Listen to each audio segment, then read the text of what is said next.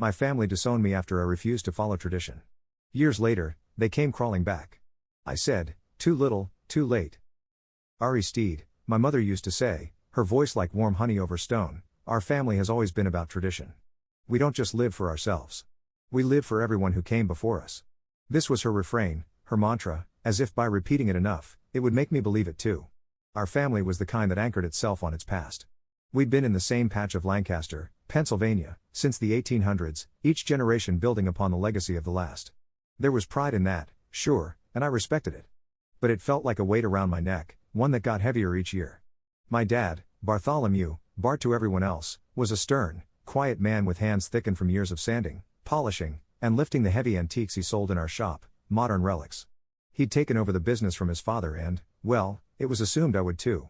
Our lives revolved around that shop.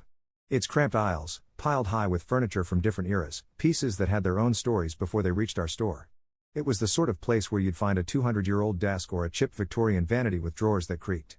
To my dad, the store was everything, his way of honoring the past, providing for his family, staying true to his own father. To him, keeping it all alive was more than a job, it was sacred. I didn't see it that way. From a young age, I'd wanted more.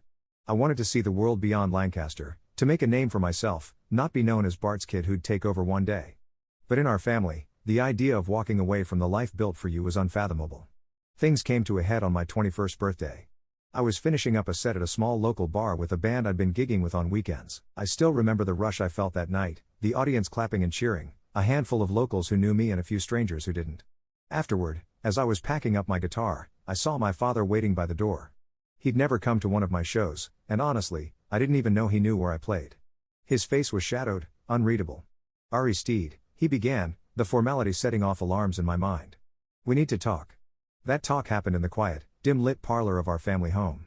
My mother sat on the edge of her chair, eyes cold but expectant, her mouth pulled into a thin line. My younger brother, Gideon, and sister, Sabine, were there too, both looking slightly uncomfortable, caught between their loyalty to the family and whatever dreams they harbored in silence. You're getting older, Ari, my dad said, his voice quiet but loaded. It's time for you to step up, take on more responsibility. The implication was clear. They wanted me to commit, to start training full-time at the shop, to let go of this music nonsense, as my mother had called it more times than I could count. Dad, I don't want the shop, I replied, forcing my voice to stay calm even as my heart pounded. I want to go to New York. I've saved up some money, and I've been talking to a producer who thinks I have potential. Potential? My mother's voice cut in sharply, almost mocking. To do what, Steed? To waste your life playing in dirty bars for a few dollars? Do you know how hard your father and I have worked for this family, for you? My stomach nodded. I know you've worked hard. But this isn't my dream. It's yours. You ungrateful boy, she hissed. You're abandoning us. Abandoning your legacy, your family. Do you even understand what you're throwing away? There was no mistaking the hurt in her voice, but it was wrapped in anger, in disappointment that sliced through me.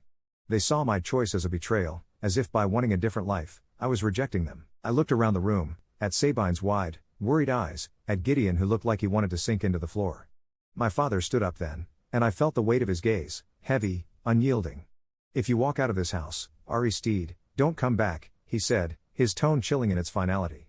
We don't have room for selfishness here. For a moment, I thought I'd break. Part of me wanted to apologize, to beg them to understand. But I knew it wouldn't matter. In their eyes, I'd crossed a line that couldn't be uncrossed. So I did the only thing I could. I left. New York was chaos, life turned up to maximum volume. I moved into a tiny, run-down apartment with 2 other musicians. The floors creaked, and there were nights when the city was so loud I thought I'd never sleep again. But despite everything, the exhaustion, the hunger, the nights playing to empty bars for practically no money, I felt alive. My family stopped calling. I tried, at first, but they were always busy or curt, the conversations brief and stilted. Eventually, I got the hint. They had moved on, so I did too, throwing myself into my music, working odd jobs to scrape by. There were nights I missed them so much I couldn't breathe, nights when I'd lie awake, wondering if they thought about me, if they missed me at all.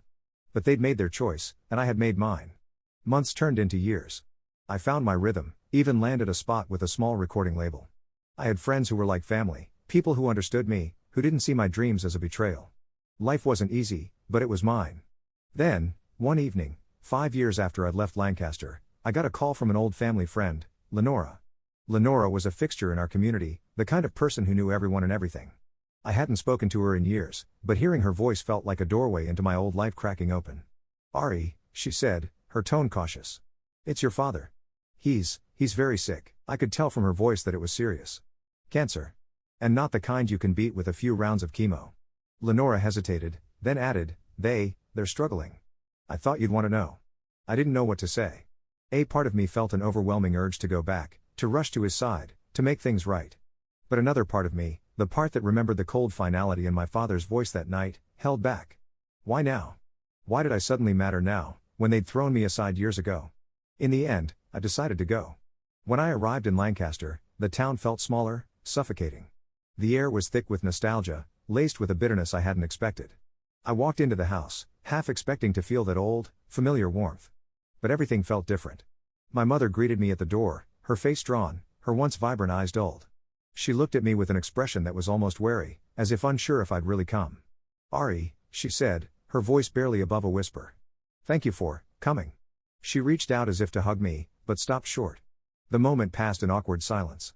I saw my father lying on the couch in the living room, looking frail, a shell of the man I remembered. He didn't say anything at first, just stared at me with a mixture of pain and something else I couldn't place.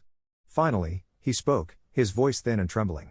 "Ari Steed," he said, struggling to lift himself up. "You came back." I nodded, not trusting myself to speak. There was so much I wanted to say, so many questions and accusations bubbling up inside me. But I couldn't bring myself to say them, not with him looking so weak, so diminished. The days that followed were tense, filled with unspoken words and old wounds that we all tried to ignore. My mother hovered around, her usual authority replaced with an anxious energy, as if she didn't know how to handle my presence. Gideon and Sabine barely spoke to me, keeping their distance like strangers. Then, one night, my mother knocked softly on the door to my old bedroom. She stood there in the dim hallway, her face shadowed, her hands clutching a small box. She looked at me for a long time, her expression unreadable. "I wanted to show you something," she said, her voice barely audible. She opened the box and took out a stack of faded photographs, a small, worn-out toy, a few drawings I'd made as a kid. These were yours," she whispered. "I kept them all this time." I didn't know what to say. I could feel the walls I'd built around myself start to crack, the anger giving way to something else.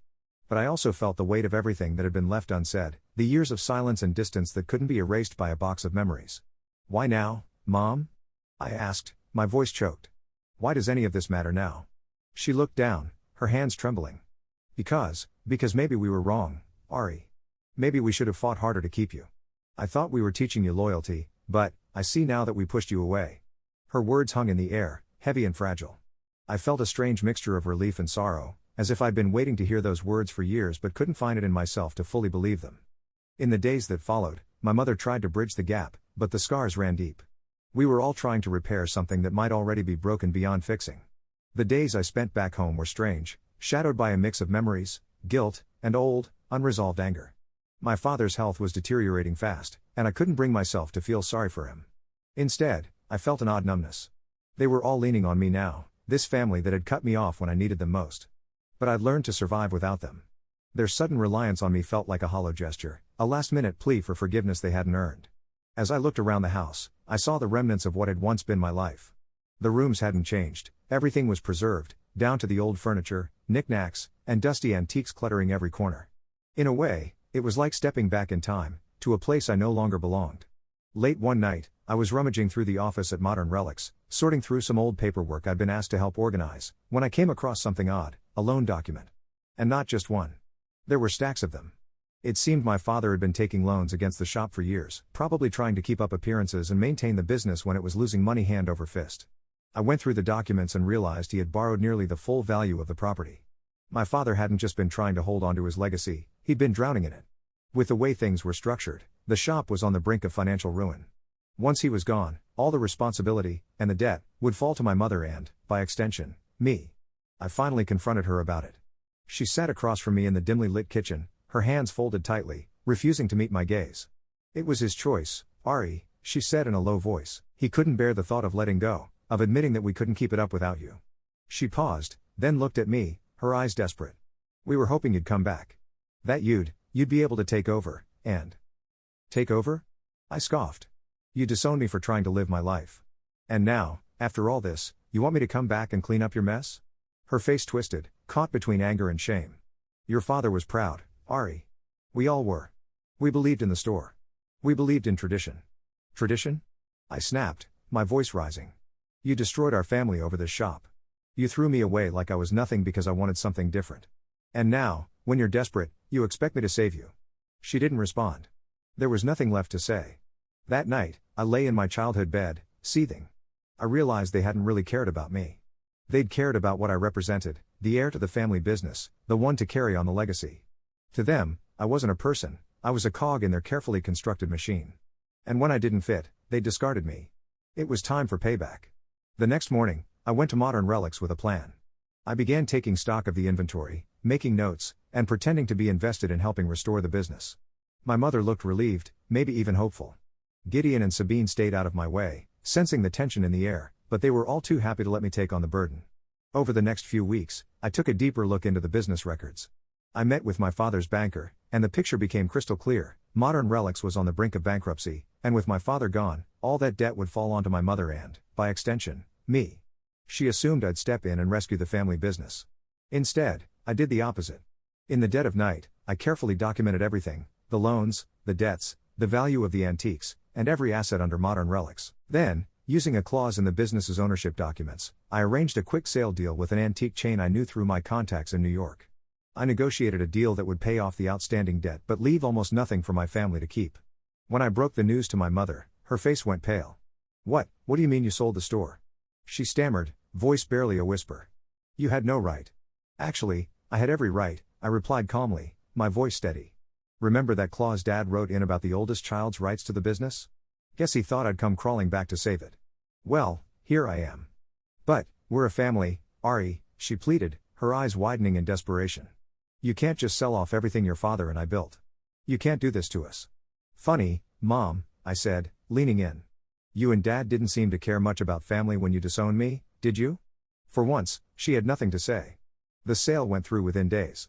The new owners cleared out the cluttered aisles of Modern Relics in favor of a modern, streamlined space, one that had none of the charm or history of my father's old shop. The people in Lancaster were outraged, of course. How could the eldest Bartley kid let a chain take over the shop? But they had no idea about the family I'd lost long before the business changed hands. My mother, Gideon, and Sabine were left with the bare minimum after the debts were cleared, just enough to get by. I knew they'd have to sell the house to stay afloat. They could rebuild, maybe, if they were smart about it. But they'd have to do it without me. In the end, I left Lancaster with a clear conscience. I'd offered them my loyalty, my love, my dreams. They'd thrown it all away for the sake of tradition. And now, after years of suffering and silence, they'd finally paid the price. My mother tried to reach out once after that. She called and left a voicemail, her voice trembling. Ari, I know you're angry, I know you feel betrayed. But family is family. Please, we need you. We miss you. I listened to the message once and deleted it. I wasn't angry anymore. In a way, I felt liberated. I'd taken control of my own life and severed the ties that had held me back for so long. They'd tried to shape me, to fit me into a mold they'd created. But I'd broken free, on my terms. For the first time, I felt whole, with or without them. Now, I was finally free to live my own life, no strings attached, no ghosts of the past haunting me. I'd made my peace, and for the first time in years, I was looking toward the future.